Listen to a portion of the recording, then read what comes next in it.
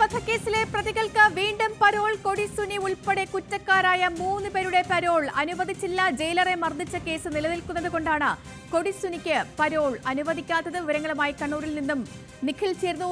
നിഖിൽ, പറയൂ.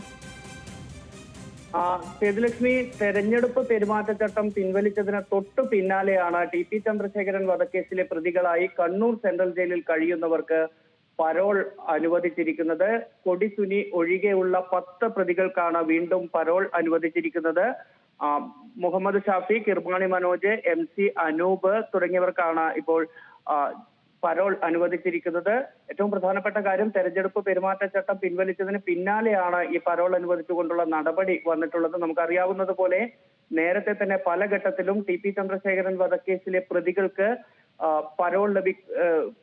ഇടയ്ക്കിടെ പരോൾ ലഭിക്കുന്നു എന്നൊരു ആക്ഷേപം ഉയർന്നിരുന്നു. ആ ആക്ഷേപം വലിയ ചർച്ചയാവുകയും ചെയ്തതാണ്.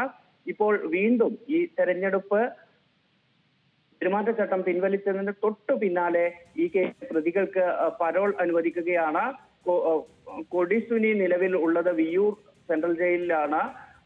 അവിടെ ജയിലറെ മർദ്ദിച്ചതുമായി ബന്ധപ്പെട്ട ഒരു കേസുണ്ട് കൊടിസുനിക്കെതിരെ. അതാണ് കൊടിസുനിക്ക് പരോൾ ലഭിക്കുന്നതിന് തടസ്സമായതെന്നാണ് മനസ്സിലാക്കാൻ സാധിക്കുന്നത്. ഏതായാലും വലിയ വിവാദങ്ങളിലേക്ക് വീണ്ടും പോകാനുള്ള സാധ്യത തന്നെയാണ് കാണുന്നത്. കാരണം സർക്കാർ ഇത്തരത്തിലൊരു തീരുമാനമെടുക്കുമ്പോൾ നേരത്തെ തന്നെ വലിയ രീതിയിലുള്ള വിവാദങ്ങളുണ്ട്. അതിനൊപ്പം തന്നെ കോടതി വരെ കയറിയതാണ് ഈ പ്രതികൾക്ക് നിരന്തരം പരോൾ അനുവദിക്കുന്നതുമായി ബന്ധപ്പെട്ട വിഷയങ്ങളെല്ലാം. ഈ സാഹചര്യത്തിലാണ് വീണ്ടും തെരഞ്ഞെടുപ്പ് പെരുമാറ്റച്ചട്ടം പിൻവലിക്കപ്പെടുമ്പോൾ ഈ പ്രതികൾക്ക് 10 പ്രതികൾക്ക്, കൊടിസുനി ഒഴികെയുള്ള 10 പ്രതികൾക്ക് പരോൾ അനുവദിക്കപ്പെടുന്നത്. സേതുലക്ഷ്മി, ശരി, നിഖിൽ പറഞ്ഞത് വളരെ വ്യക്തമാണ്. കാരണം നേരത്തെ തന്നെ കോടതി കയറിയ ഒരു നടപടി തന്നെയായിരുന്നു ടി.പി. കേസിലെ പ്രതികൾക്ക് തുടരെ പരോൾ അനുവദിക്കുന്നത്.